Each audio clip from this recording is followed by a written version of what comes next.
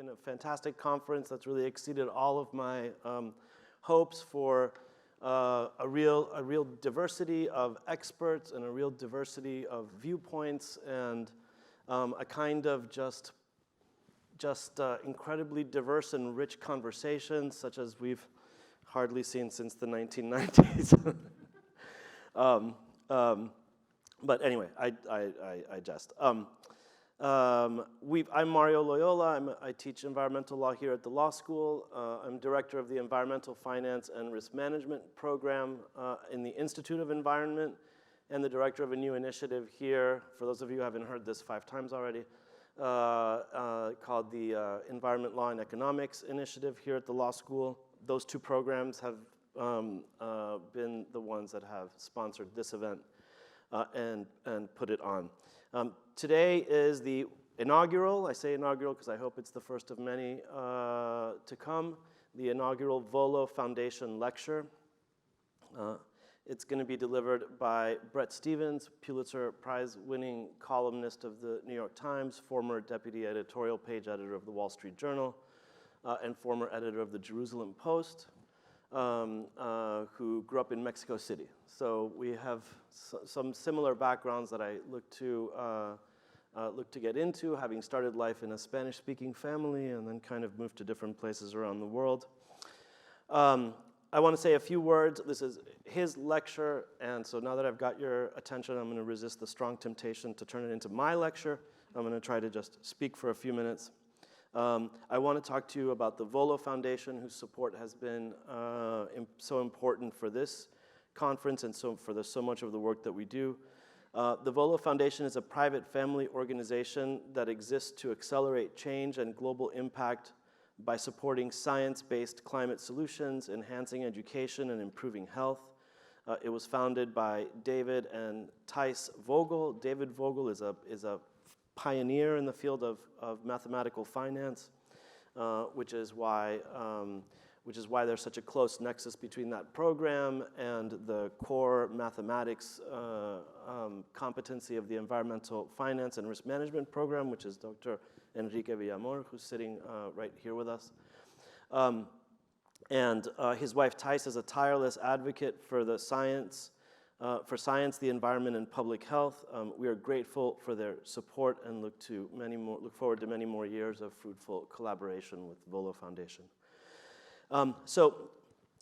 Today's lecture concludes the 2nd annual FIU Environment Forum. As I said, I got to the end of the conference, of the first day of the conference yesterday, and I was thinking about what a rich conversation that it had been on all of the panels. I think this was repeated again today. And it's a lot of diverse viewpoints on very contentious questions, and the panels never got contentious. And I think it's fair to say, certainly speaking for myself, that I learned a lot from what everyone had to say. And I think that when you put yourself in the mode of listening and learning, you can avoid some of the more contentious arguments that people get into. And I think the real key to that, or one of the real keys to that, besides that that kind of academic exchange is something that is in the core mission of Florida International University, which I think it really feels to its core. The thing that was really critical was the fact that there was such a diversity of expertise and disciplines, and that no matter how much of an expert somebody might be in economics or law, they were learning so much from other experts in mathematics or finance or public policy. And so I think it's been a wonderful model, not just for this conference, but it's important for another reason as well. And I think this goes to the heart of why I wanted Bret to talk to us today about these topics. We've heard in recent years, and I forget if it was a Facebook, if I'd had more time to do homework this week, I would have be able to tell you where I saw it, but it was Facebook policy or Twitter policy, that we're going to suppress things on public health, important public health measures. We're going to suppress things that contradict the scientific consensus. And I just want to point out a couple of things about this, this idea that we need to suppress things that contradict the scientific consensus. In the first place, it is very anti-democratic, right? Because The crash data experts at Department of Transportation are not the ones who set the speed limit on the highways. We do that as a society, right? If they set the speed limit on the highway speed limit would be 5 miles an hour. Because that's their only thing that they think about, right? And I think in some ways, the CDC crossed that line from risk assessment into risk management that's really a democratic policy function during the COVID response. I think it was called upon, somewhat maybe unfairly, by politicians to do that. But I think that that key difference between risk assessment and scientific risk assessment and public choice, which is always a trade-off and always weighing priorities, is something that we have to pay attention to. Besides being anti-democratic, the principle that we should suppress things that contradict the scientific consensus is also extremely anti-scientific, right? I mean, if you think about, first of all, the purpose of science is, the spirit of science is skepticism. You've all heard that. It's almost a trite point to make. But if you think about what an experiment is designed to do, when historians of science say that was a particularly elegant experiment, what made that experiment elegant is that it excluded all the possible ways that the scientist's theory could be wrong. The purpose of an experiment is not to prove your theory, because that almost in a way can't be done. It's to exclude all the possibilities that your theory is wrong. And so what you have to be listening to as a scientist more than anything is all the possible ways that your theory could be wrong. That's your chief interest in designing an experiment. This is what Karl Popper, the great philosopher of science, referred to as the falsifiability criterion. And I would say, finally, that the principle that we should suppress things that contradict the scientific consensus is anti-humanist to its core. It's anti-enlightenment to its core. It, in some ways, is a throwback to, it's very 21st century, but there's something almost barbaric about it, right? Almost medieval about it. They go back to the pre-Enlightenment era of the wars of religion and the Reformation, when people would get persecuted for having beliefs that were heresies and would have to sign statements to confess to certain beliefs. This stuff is very dangerous, and so I hope that, and so, again, sorry, not my lecture, Bret's lecture. I just want to say that what made me really think of Bret is, I've been reading Bret Stephens since he was a Global View columnist at the Wall Street Journal, and when his career has somewhat followed the same. I started writing about foreign policy, he started writing about foreign policy, and now he's writing about domestic policy.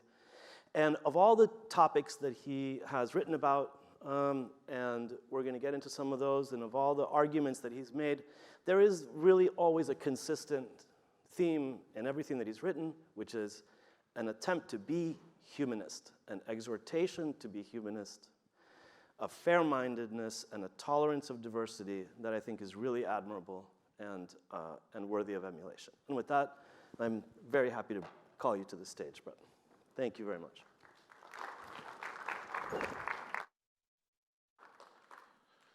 Okay.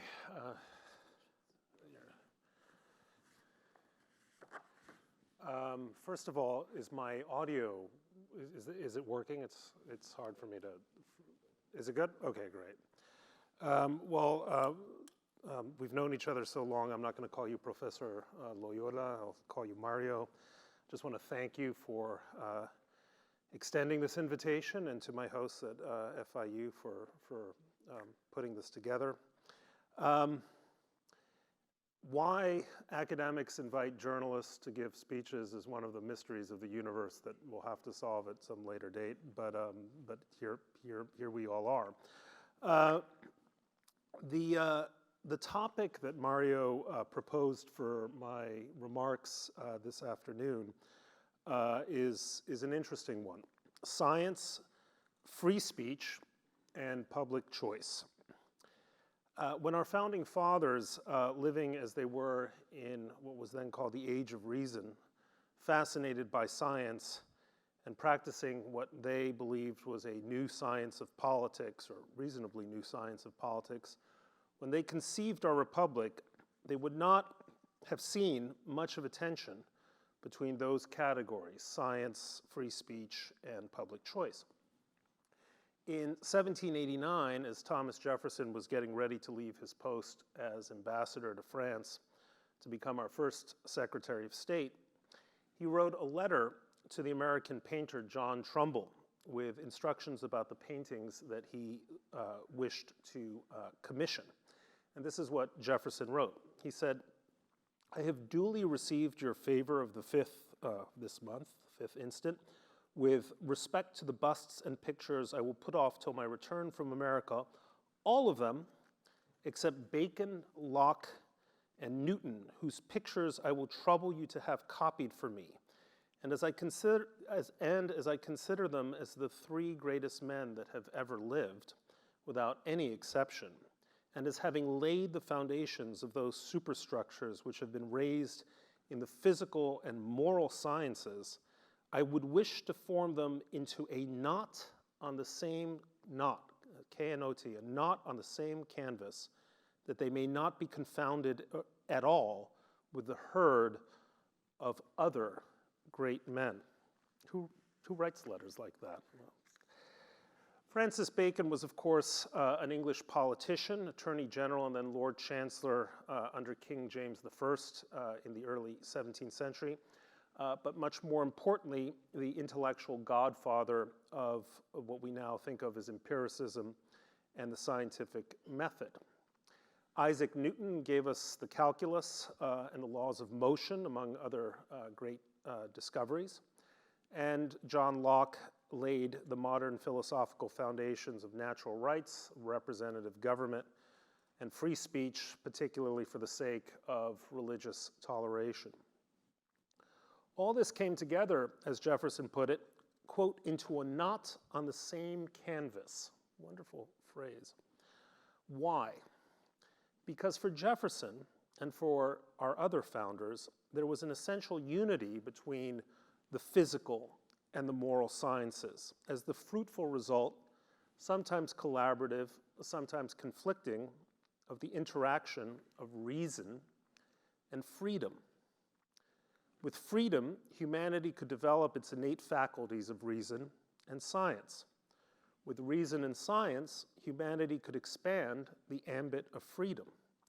For Jefferson, sometimes it did so collaboratively and sometimes in tension. Quote, "Error of opinion may be tolerated where reason is left free to combat it," is the memorable line from his first inaugural address. But the broader point is that reason and freedom would ultimately operate in tandem, informing public choices that would in turn be informed by both and advance both. For much of American history, the idea of the essential unity or consonance of freedom and reason was so ingrained in our thinking and in our habits that we scarcely ever questioned it. I should qualify this somewhat.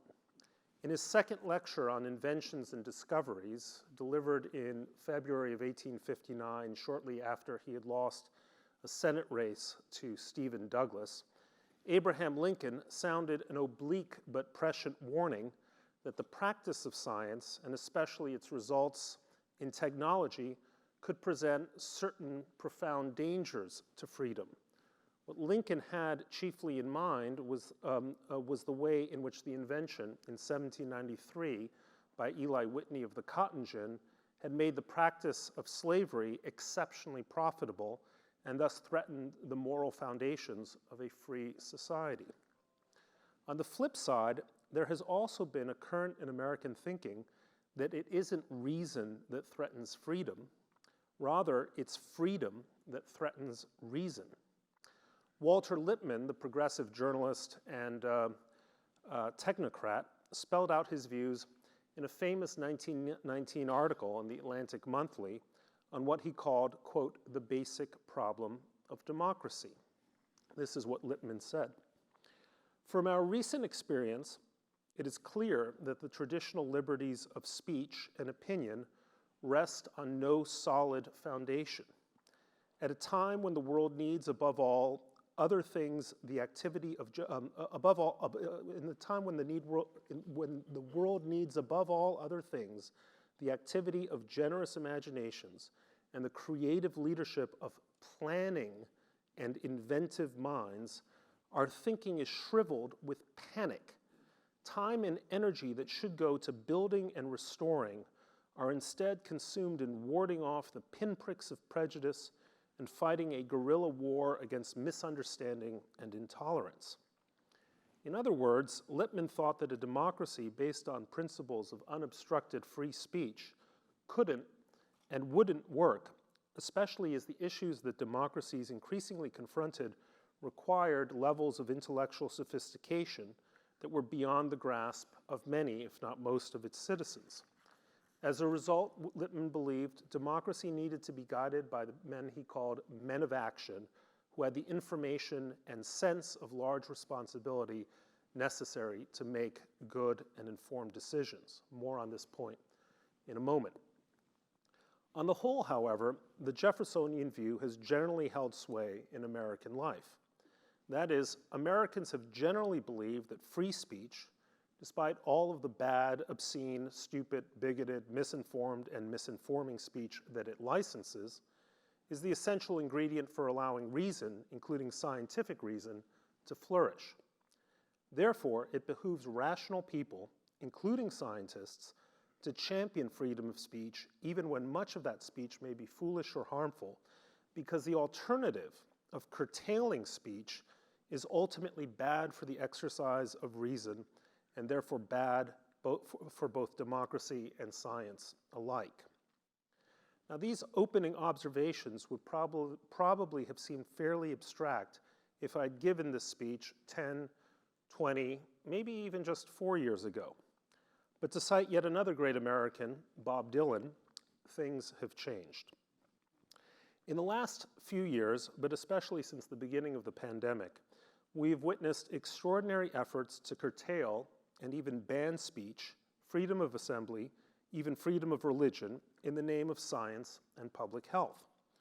Some of this has happened at the governmental level, particularly in efforts to stop people from going to church, efforts that were ultimately struck down by the United States Supreme Court. But it has happened and is happening much more widely and aggressively, as Mario alluded earlier, at the level of the news media and particularly social media companies that control great and increasing flows of speech in modern day America. We've seen this especially in the banning and shadow banning, along with fact checks and misinformation warnings on Facebook and Twitter of people who take a dissenting view against one aspect or another of the recommendations and advice of leading public health officials. For example, the former New York Times reporter Alex Berenson was banned for a long period by Twitter because of his outspoken mask and vaccine skepticism. Facebook long banned posts asserting that COVID could have been the result of a lab leak, basing its decision on the advice of the World Health Organization. In the mainstream news media, the idea of the lab leak theory was treated quite openly as a racist conspiracy theory, both by individual reporters and news organizations as a whole. Some of these organizations have also been reluctant to report information that may be true, but which, they fear, could hurt the broader interests of public health, such as questions about the overall efficacy of mask mandates for populations as a whole. Now, as I say all of this, I do not mean to say that I'm venturing or hinting at scientific opinions of my own. I am not a scientist. I am not a public health expert. For the record, I am vaccinated, and I always wore masks wherever and whenever it was required or expected for me to do so, even if I do have my doubts about the broader effectiveness of the mandates. My default assumption is to trust and respect reputable and credentialed scientific authorities. I do not, quote unquote, hate Fauci. But let me also say this. When Dr. Fauci said, quote, "I am the science," I blanched. Nobody is the science, not Einstein or Newton, and the arrogance and tone deafness it takes for a controversial public health official to say as much is breathtaking. When people say, "believe science," I object on grounds of my understanding of the nature and structure of purpose of science. Science is never a matter of belief, but rather one of evidence, reason, verification, and constant challenge. When people say, trust the experts, I respond the way Ronald Reagan once famously did about arms control treaties with the Soviet Union. Doverai no provorjai, trust but verify. People who are experts are also human beings who are just as prone to bias, self-interestedness, self-delusion, and flat-out error as the rest of us, even when they are operating on a higher plane of sophistication. In other words, as a reasonably well-informed and well-educated American citizen, my respect for science and expertise, while great, is tempered by a sense of the limits and limitations of science and expertise. It is a sense, I believe, is founded in the historical record. Experts have repeatedly told us that the world was running out of essential minerals, or that overpopulation would lead to mass starvation, or that command economies and 5-year plans were the best way to achieve stable economic growth, or that the best way to fight climate change was to invest heavily in biofuels such as ethanol. All of this, of course, not just wrong, but disastrously wrong. Public health officials have also told us things that we've learned over the years were false. Again, not just false, but dangerously false. Looking at this room, most of you must remember the old Department of Agriculture food pyramid, which encouraged people to eat fats sparingly but feast on carbohydrates, and that in turn helped contribute to a 3-fold increase in obesity levels in the United States from around 12% in 1975 to about 36% today. One is reasonably led to wonder what piece of conventional wisdom what piece of today's conventional wisdom, also said or thought to be based on good and reputable science, will turn out to be regarded as a catastrophic error in 20 or 30 years' time. I have no idea what that will be, but I am reasonably certain, if history is any guide, that we will look back on our own year and ask, how could we have been so wrong even when we were so sure we were right? So this brings me to my first point today.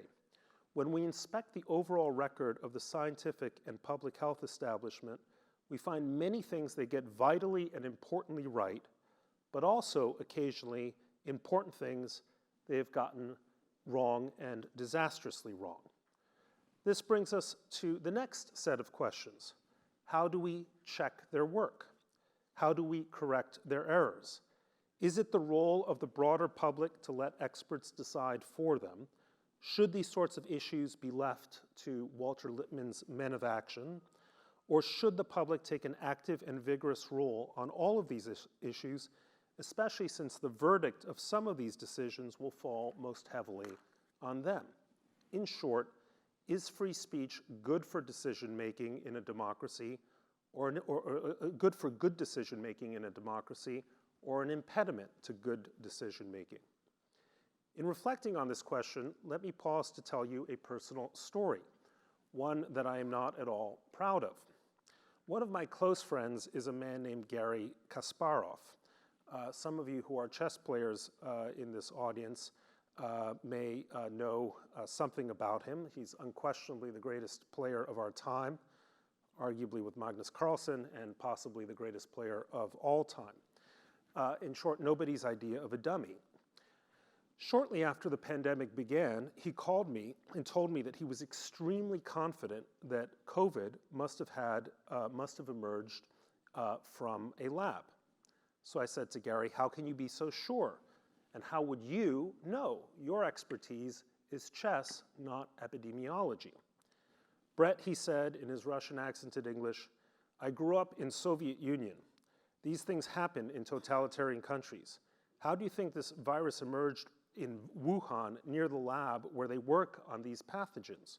Why is the Chinese Communist Party stonewalling international health authorities in their investigation?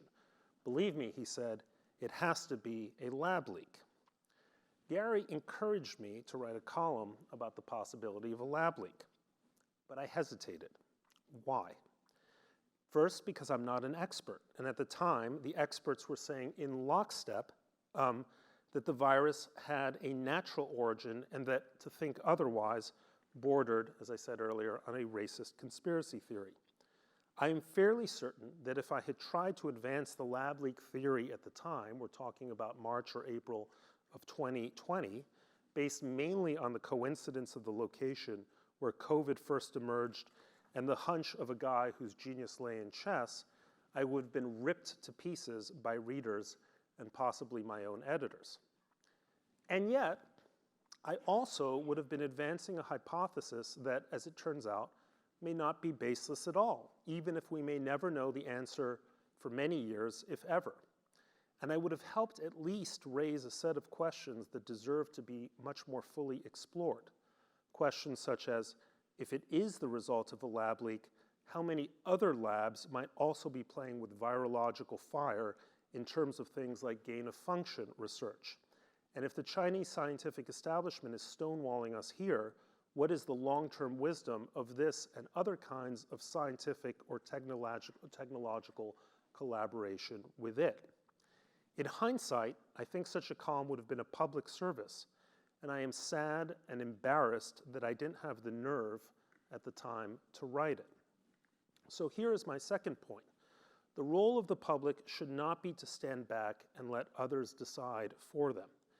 Even if we are not experts, many of us can raise important questions, spot things that experts don't always see so clearly, experience the effects of expert prescriptions in a way that the experts themselves sometimes don't. Even if we are not experts, we can be gadflies, prompting scientific establishments to address questions they hadn't thought about or would prefer, for various reasons, not to think about.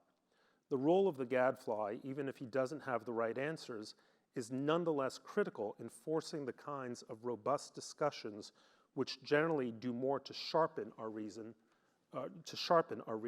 than to dull it. Beyond all this, however, is the third issue that Mario had asked me to discuss, the question of public choice. Let me turn again to the example of the pandemic. Throughout the crisis, especially in its early days, much of the key decision-making fell to officials like Dr. Fauci and some of his senior colleagues in various public health bureaucracies. Their recommendations wound up shaping nearly every aspect of our lives for nearly 2 years, whether schools should remain open or closed, whether theaters and restaurants could operate, how we could congregate socially, whether contracts could be enforced in terms of rental payment delinquencies, whether people could worship in church, and so on. For some people, it was enough for these officials to offer their views for them to be accepted as the right thing to do. For others, these officials were way out of their lane. The consequence of this disagreement was further intense polarization in the midst of a crisis that, in other circumstances, might have done more to unite than divide us. For my part, I think of the words of Georges Clemenceau, France's prime minister in the last 2 years of the First World War. Clemenceau famously said, "War is too important to be left to the generals." A century on, we might also draw the lesson that pandemics are too important to be left to public health officials. There are at least 3 senses in which this is true. First, the pandemic produced a public health crisis, but not solely a public health crisis. Across the world, it has been an economic crisis, a housing crisis, a supply chain crisis, an inflation crisis, a class conflict crisis, an education crisis, a loneliness crisis, a deaths of despair crisis, a trust in science crisis, a fragile state crisis, and so on. Individually, none of these crises may be quite as serious, at least or at least as immediate or frightening as the core epidemiological crisis, the core health crisis. Collectively, they may turn out to be equally serious and perhaps much more so. The failure to appreciate the distinction between public health and the public interest, I believe, led to catastrophic errors of social policy, above all, the long lockdowns and school closures. Second, as in great wars, the pandemic ought to have taught us that you cannot isolate the battlefield. In one country or after another, the idea that measuring success according to what was happening at a given time in a given location, state, or country was a delusion wrapped in a conceit. The virus always slipped through. Public health officials promoted measures that might have made sense in isolated settings, but were largely useless in the world as it is. Take contact tracing.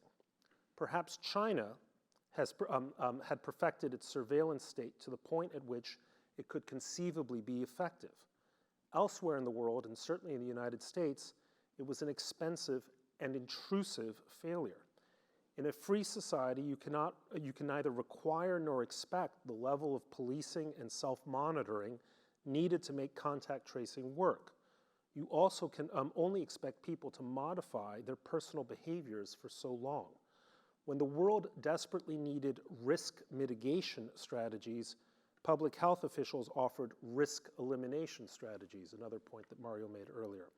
The result was that we got neither mitigation nor elimination.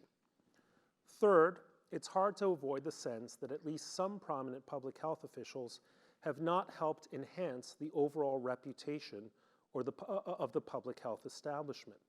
The hypocrisy of certain high-profile public health officials ignoring the rules they helped impose, this was true to some extent in the United States and very true in Great Britain, is an obvious case in point.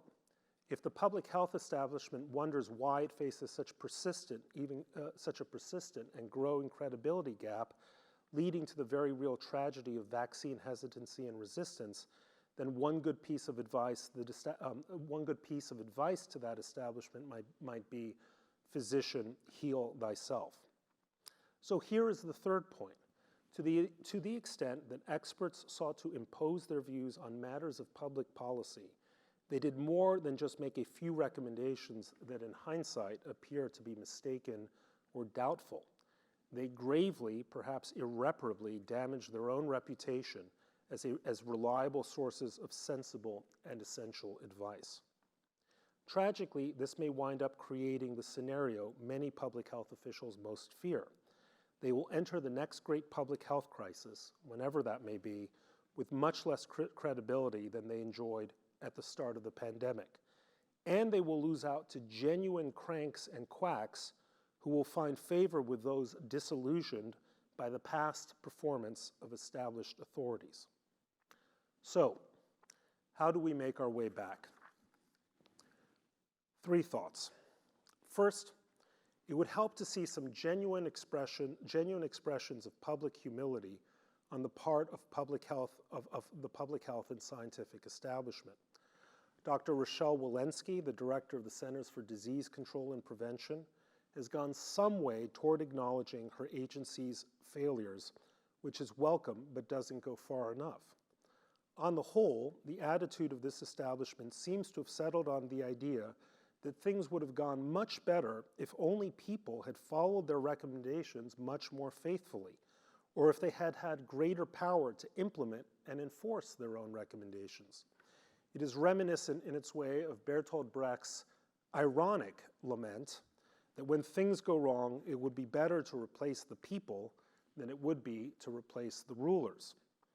Second, we need to be able to respect and admire scientists, the scientific method, and the scientific establishment without falling into a slavish belief in its omniscience, infallibility, innate virtue, or immunity from public criticism. I began this lecture by mentioning Francis Bacon, so let me quote him directly. Scientific discovery, he said, was not just a matter of intellectual enlightenment, but also intended, quote, to relieve man's estate. Science, in other words, must offer itself to the public as a servant, not a scold, much less a master.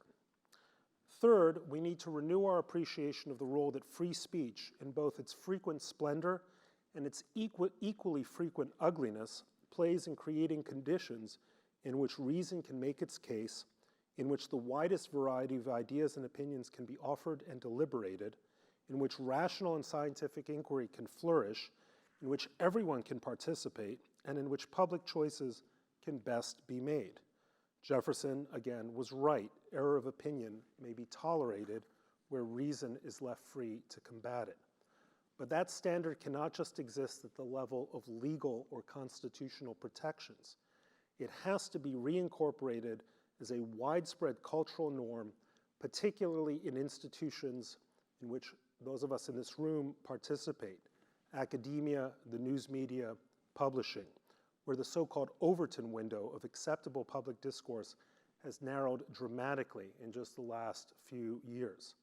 Free speech isn't of much use when people are afraid to speak freely. It's even more useless when people are told that the only opinions that really matter are those of experts. The way to reinvigorate the culture of free speech is a speech unto itself, but it begins with the word courage.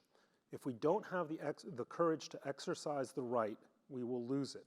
And in doing so, we will lose the things that go with it: science, reason, and freedom among them. Thanks very much.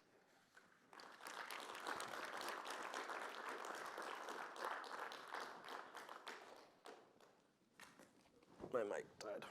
Hang on a second.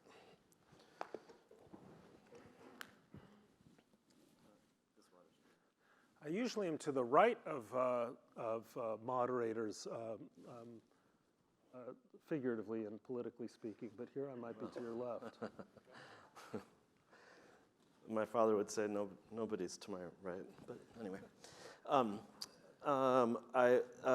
I see several people in this audience who I think are probably. Thank you very much for that. That was a very thought-provoking and wonderful lecture, which I think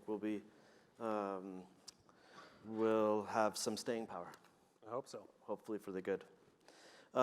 One thing I've been reading your columns for many years. Me too.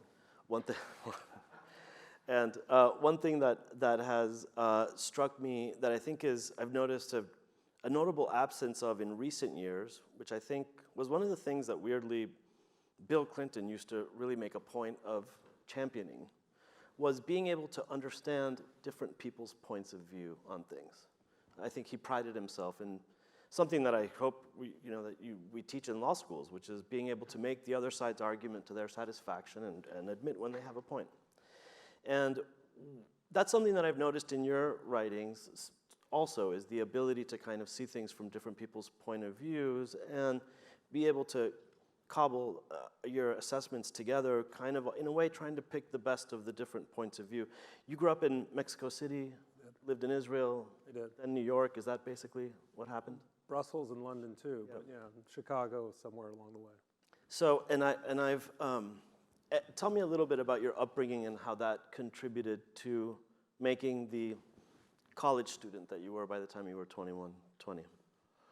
I don't know, I'm a left-handed Mexican Jew, right wing also, so a bag of contradictions, I guess. I grew up in a household that valued argument, and we weren't particularly observant as Jews, but we believed in the classical Jewish dictum of argument for the sake of heaven, which is to say that the point of, God wouldn't have given us independent minds if we couldn't exercise those faculties of judgment independently, and we were better off as a family and socially disagreeing vigorously. And that was really at the essence of our dinner table conversations, something my father went out of his way to cultivate. I think that's actually a very healthy feature of at least my upbringing, and I would probably say, and this is a stereotype of kind of a Jewish cultural milieu, where argument was encouraged even among children. And anyone who's been to a Passover Seder knows that the whole point is like, let's have an argument about, what's going on. So that was essential to my upbringing. The second aspect was my education at the University of Chicago. One of the things that Chicago taught me, if you march through a course on great books, as we all were, you realize that what is called Western civilization is a long argument. Aristotle quarrels with Plato. Athens quarrels with Jerusalem. Jerusalem definitely quarrels with Rome. There are quarrels among the contract theorists between Hobbes and then Locke and then, of course, Rousseau. There are quarrels between Adams and Marx. There are quarrels all the way up until, Wittgenstein is quarreling with himself. And that is the result not of misunderstandings, that's the result of deep understanding. That is to say that, you mentioned this aspect of my columns, which is I try to acknowledge and do justice to arguments on the other side in a lot of my writing. There's a Greek word for it, prolepsis. Proleptic argumentation is that kind of argumentation. But true disagreement has to rest on true understanding, or else you're just missing the point. Wolfgang Pauli, who's a wonderful Austrian physicist, actually I'm not in a position to judge whether he was a wonderful physicist, but I'm told he was a great physicist, won a Nobel Prize. He once reproved a student by saying, "You're not even wrong." Well, I love that line, "You're not even wrong." What did he mean by that? He meant, if you ask a child what 2 + 2 is and the child says 5, the child is wrong. If you ask what 2 + 2 is and the child says banana, the child is not even wrong. And a lot of what passes for argument today is banana. They're not even, people are failing to come to grips with the argument that is being made to them. And so Chicago gave me a sense of what it really means to argue well. And you saw the greatest minds in at least one cultural tradition arguing at the highest level. Aristotle understands Plato, disagrees but understands. And I think that's something that has increasingly gone missing in American public discourse today, which is that we're busy disagreeing without actually understanding what the other person is saying. And that's I think, actually a deep problem with American life these days. So on that point, and you wrote your first column for the New York Times. I think you went from the Wall Street Journal to the New York Times in 2017. Is that right? Yeah, 6 years ago. And your first column as a New York Times columnist was on the topic of climate change. Which most readers also didn't understand. Well, I was going to say, and your second column for the New York Times, if I think I have this right, was a response to the. Was it your second? Was a response to some of the questions that you got, some of the questions, objections, arguments that you got in response to your first column for the New York Times. That's very unusual. Why did you feel the need to respond, and what were you saying in that first piece? Why did you feel the need to respond, and what were some of the best questions you got? The case that was made against me in my first column was that I was a climate denier. Whereas if you actually read the column, it says the climate is warming. It's almost certainly warming on account of for anthropogenic reasons, human-made causes, above all the emissions of greenhouse gases into the atmosphere. But when we're starting to look 100 years into the future, we're not relying so much on empirical data, we're relying on highly sophisticated computer modeling. And that modeling is very impressive, very interesting, but it's a different kind. It gives us different kinds of evidence than what we would find from looking at the empirical data. And then what I said is climate activists should be careful about advancing predictions with too much what I called certitude, because should those predictions prove wrong, they will harm their own case. That was the essence of the column. It began with, the column began with an old proverb from a Galician Jew saying that if a person is right just over 50% of the time, that's fantastic. If he's right 60% of the time, it's amazing, it's a sign of divine favor. If he's right 95% of the time, this guy is a crook and a criminal, and stay away from him. And I still feel that way. As I get older, I am more consumed by doubt rather than more sure of my views. So the reaction to this column was basically to say, well, I'm a climate denier, which just means that they hadn't even bothered to read read the column. Now, I then followed up with, you're right, I had a follow-up column trying to address some of it, and I wish I hadn't written the follow-up column, because it took me a while to internalize the point that a kind of lordly disdain for the opinions of your readers is the right approach of a New York Times columnist. At the time, I thought, oh, I should engage people, but it didn't work. And my views, by the way, on climate have changed in the intervening years. I was just at the Aspen Climate Summit in Miami Beach. Not so much my views on the science, my views on risk changed over the last few years.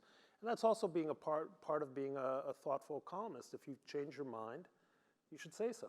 You know, I'm not dogmatically committed to a single opinion. So last year, you traveled to Greenland Yeah. and saw some ice melting Yeah, lots of and ice. falling into the ocean, and wrote an unusually long, sort of almost reported feature opinion piece. Tell us a little bit about that experience and the insights that you got from it. You know, shortly after I wrote that first column, I was a guest on an MSNBC show, and the other guy who happened to be on the show was a guy named Tom Steyer, who's a billionaire investor and very, very much a climate activist. And I, you know, just as one does, I extended my hand, and he refused to shake my hand. And I just thought, you know, what a jerk, and you know, bad ties to boot. I had a different experience.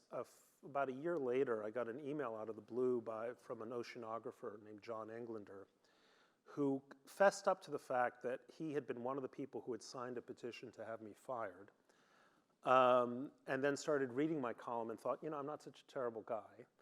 And would he meet with me, or rather would I meet with him? And he wanted to persuade me that if he took me on a trip to Greenland, I would see things that might open my eyes a bit. So I met with him, and I thought, you know, what have I got to lose? A free trip to Greenland sounds great. And B, what's the risk except the possibility that I might alter my views? So we decided to do this, then the pandemic intervened, and so I finally went up last summer. And I don't want to say like it was a sort of a Saul on the road to Damascus moment, but seeing Greenland definitely has an effect that I don't think I would have had if I just read literature. If you fly over the mountain range that rings the island and you go towards the ice sheet, you will find what is called in the literature a trim line. It's otherwise like the bathtub rings that you see in lakes in the West, showing where the ice once reached and how far it has declined. And it's stunning. I mean, you're talking sort of miles of retreat. Now, it's still a huge ice sheet. I think the idea that the world is going to, you know, that you guys here at FIU are going to be underwater in 100 years, so this auditorium will be like, you know, wasted money, I think is foolish, but it was sort of one of those powerful visual confirmations. What really changed for me, though, was one of the reasons why I felt less alarmist about climate. My general sense is that humanity has a way of figuring things out in time to deal with the crises that emerge. And it is in fact true that if you look 100 years ago when climate wasn't as warm, many more people died in hurricanes or floods or other kinds of climate emergencies than they do now. Just to give you an example, last year you had this terrible hurricane, very powerful hurricane. I think it killed somewhere south of 200 people, which is tragic. But compare that to the Galveston hurricane, or compare that to Cyclone Nargis in a poor country like Bangladesh. Right. I mean, the scales are completely different. Why? Because we have a much more resilient economy and infrastructure that can deal with these kinds of climactic events in a way that poor or past cultures could not do. So I had always had a kind of optimist faith that in 100 years, yeah, the sea levels will rise, climate will be more difficult, but our abilities to master those challenges through a combination of mitigation, other factors, will be so much greater. And so we shouldn't be that alarmist about it. The pandemic was an experience of watching nature just wash over the world like a tidal wave washing over a fishing village. And I thought, look, that has to change my assessment of risk here. So that let's assume that there's only a 10% chance that sea levels will rise by, say, 8 feet over the next century. Okay, 10% doesn't sound bad, but how much money do any of you pay to insure your homes against the risk of fire, which is surely less than 1%? You pay money for that. So on that assessment alone, doesn't it behoove us to think, well, if there's even a 10% chance this could happen, how much would we be willing as a society to invest in hedging against that bet? So the guy who really convinced me wasn't a climate scientist, it was a hedge fund manager. Seth Klarman, one of the great hedge fund managers in North America, who said, if you're hedging against risk, this is what you do. You don't invest all your capital into it, but you invest some of it. And you put your finger on a point that's been that gets brought home to me every time I go for a walk in my neighborhood in Surfside here, 2 blocks from the beach. And I've survived multiple powerful hurricanes, and my father was in Hurricane Maria in Puerto Rico, and we couldn't find him I flew down there because nobody could find him. We found him, he's okay. So I worry about this. I mean, I've told a couple of you that I track like Atlantic storm systems. I start tracking them in July. Like I saw Hurricane Ian when it was still just north of Guyana, and was very worried about it. But I noticed the houses in Surfside is a very charming little neighborhood, if you all don't know. Most of the houses there were built in the 1950s. My house was built in the 1950s, very low to the ground. It is definitely going to get flooded, and it has a tiny little crawl space. It's nearly been flooded many times. And the new houses that are going up but the new houses that are going up in Surfside are 2 stories tall. They are built 6 feet above street level. Many of them slab roof, steel reinforced, rebar concrete. And those houses are going to be better able to survive a direct hit from a Category 5 hurricane than my house can survive a direct hit from a Category 3 hurricane. Right. And so I think that's an example of what you're saying, that we are getting that the market itself, just left to its own devices almost, is going to be jumping ahead of this and sort of leapfrogging ahead of what that risk is by way of hedging. In Bangladesh, you raised the point of a fishing village. In Bangladesh, every 5 or 10 years, a monsoon flood comes in and kills 5,000 or 10,000 people. And what happens next is that a bunch of people move right back where all those people got flooded out.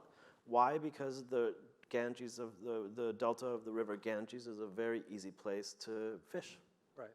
And so that was an early kind of question that I had about the danger of climate change. I was like, well, if you're worried about rising sea levels on behalf of people who live in the delta of the river Ganges, they're going to live in the delta of the river Ganges whether it's over here or over here.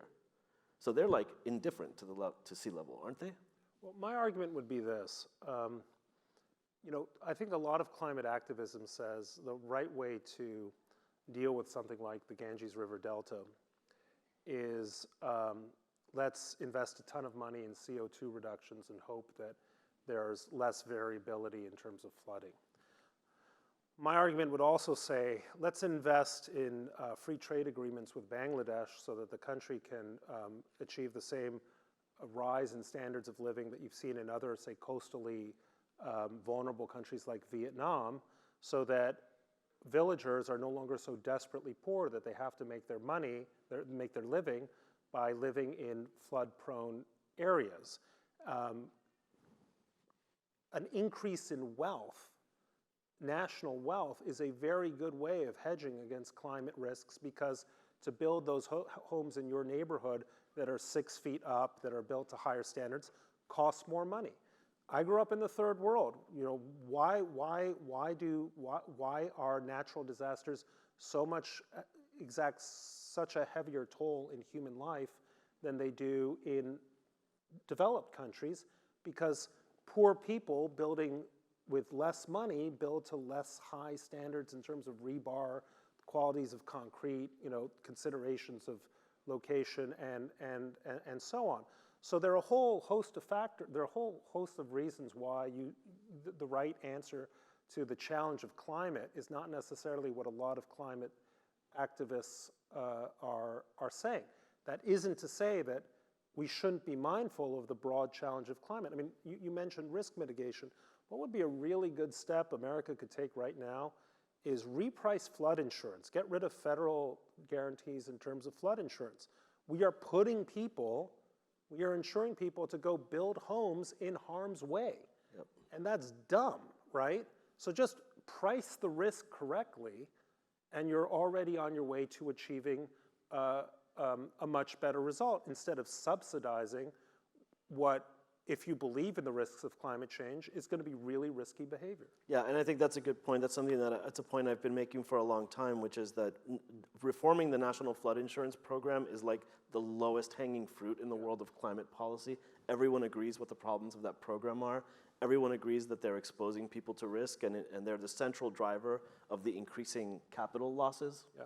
And yet it's not going to happen. Well, we can't agree to fix it. And this is the other problem, which is that if you're serious about climate, but you're also serious about democracy, you're going to have to figure out how to make them work together. Because guess what? The American public isn't going to go for a prohibitively high carbon tax, which sends the price of gasoline up to an average of $8 or $9 a gallon. You know what? We had an experiment with that in France, and what you got were the Gilets jaunes. You got the Yellow Jackets and this populist revolt, and a outright fascist named Marine Le Pen winning north of 40% of the vote. So you got to be careful about how you go about it. Find solutions that don't make people's immediate lives better, because very few people are going to say, I am going to take a 20% hit on my gas bill so that in 100 years or 200 years my children will live with less of a risk of flooding or other kinds of climate-related disasters. What you can start doing is investing really heavily in technologies that are simply more efficient. I'll give you an example. If we simply install triple pane windows in every home in America, okay, considering that most houses will exist for 100 years. You're living in a house that must be 70 years old, right? Okay, so houses have a lifespan of at least a century. If you make them energy efficient over time, those efficiencies matter way more than you going around in your new Tesla and thinking, I'm cool and I'm virtuous at one and the same time. And by the way, well off, because these things are expensive. It's a much smarter approach to climate mitigation strategies than buying an electric vehicle. There are all kinds of things that we could. Another perfect example, the state of Arizona today, 85% of agriculture in the state of Arizona, okay, is irrigated with flood irrigation. Flood irrigation is the technique Babylonians were using 8,000 years ago at the dawn of civilized agriculture. It's an insane waste of water. In Israel, which is this country with a similar climate to Arizona, a desert climate, they're doing this all through drip irrigation, and they're recycling something north of 70% of their water. If the Israelis can do it, why can't we? It's an astounding failure to realize that the best solution is again not an electric vehicle. It's better agriculture. It's doing basic things well. Thank you. I'd love to hear questions from the audience. Difficult questions will have priority. Oh, great, thanks. How about a softball? Yeah, Max. Question going back to your discussion of the debate over COVID in particular.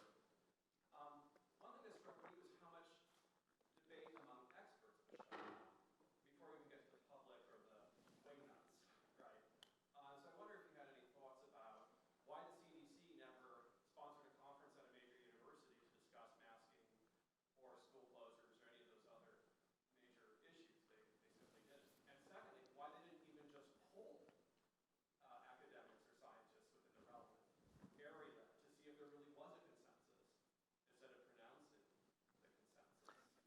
Since Mario told me, I could have gone on on that subject for a long time. Mario suggested 25 minutes, so I hinted at that Dr. Walensky had suggested that there had been failures in the way in which CDC responded. I don't think she's gone nearly far enough in understanding the nature of the failure, not just in terms of response, which is what she was talking about, the failure to get out, testing kits adequately and that kind of thing, but really the intellectual failure to understand the nature of the emergency they faced and approach it in reasonably rational ways. It ended up, what I think you had was a situation of panic and panicked health officials who thought the cost, say, of mass masking recommendations is probably low, and though we don't have any sense of what the benefit may be, we're gonna just guess based on kind of a gut sensibility that it can help and it'll make people feel a little bit more secure. I have no idea why that never happened. I have no idea why there wasn't a robust debate about masking mandates or any sort of invitation to a public choice theorist or an economist or anyone outside of their narrow ambit to say, hang on a second, even if masking can work in extremely controlled circumstances like an operating room, right? It's very unlikely that you're going to get 330 million people to faithfully abide by these rules, especially if all the rules have various kinds of exceptions. So what you're hinting at is just, I think, a catastrophic failure of leadership by the agency of government that was tasked to perform exactly this kind of function. Yeah, well, I was going to say, to jump in on that as well, it's one of the insights actually that I've gotten from this whole conference. It goes back to the very last, actually this morning's panel, and a comment that Enrique Schneider back in the back there made to me. Enrique Schneider was telling me about a new law that's being working its way through the legislature in Switzerland, where it's asking for laws, or I think laws or agency regulations, to be transparent about costs. Not benefits necessarily, because it assumes that those are not quantifiable, but at least be transparent about costs. And it occurred to me that I've always seen these kind of failures, like a little bit what happened with the CDC was that they were getting into trouble because they were crossing over from risk assessment to risk management, which is really a political and public policy function. But actually, it turns out that they weren't even doing the risk assessment properly, because if they had been more transparent about the collateral costs, right, of the policies that we were talking about, I think that it would have been really valuable to the public's decision making on that. And one example of that, by the way, and I'm not going to name names because my mother's sitting right there, but I was very worried during the pandemic itself, particularly before vaccines came out, that there were people who were doing things that they would not otherwise do because they thought that masks made it safe to do that.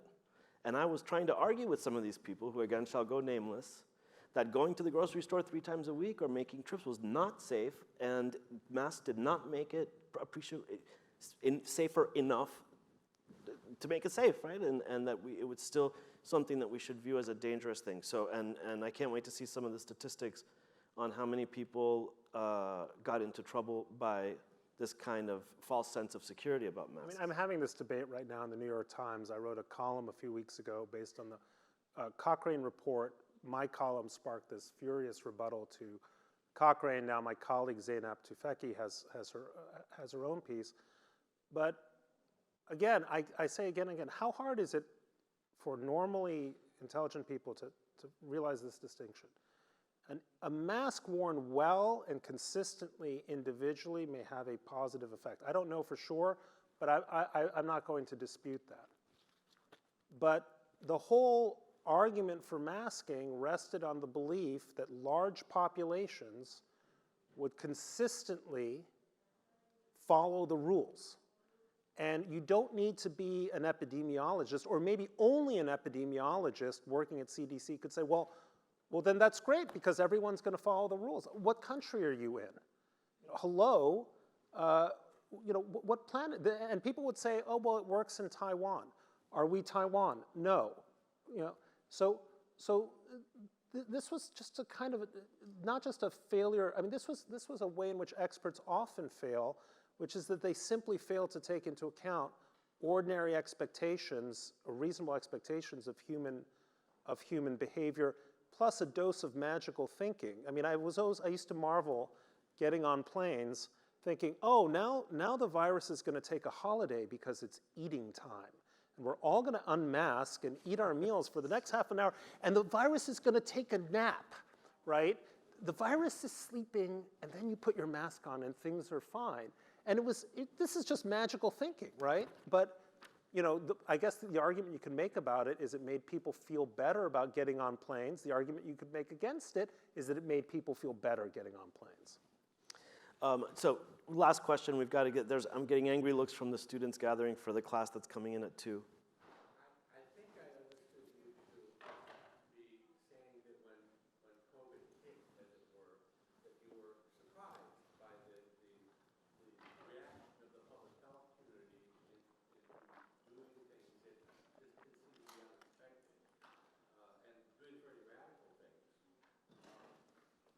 Having spent 35 or so years dealing with people, I wasn't surprised at all. And the underlying problem was that these are agencies that employ people who do scientific work, but also make policy decisions. And whenever those are commingled, policy then overrules science. It happens everywhere. You're old enough to remember that the Atomic Energy Commission had that problem, and it was broken up. And the Nuclear Regulatory Commission was created to do licensing, and nuclear, other side of the nuclear was done by the Department of Energy when it was created. But we separated those functions so that science and policy were not undertaken by the same people. We've lost that again, and science and policy are fully commingled, and policy controls the science. I don't think I could end on a smarter or more eloquent note, so I agree. Belzer gets the last word. Thank you very much. Thank you very much.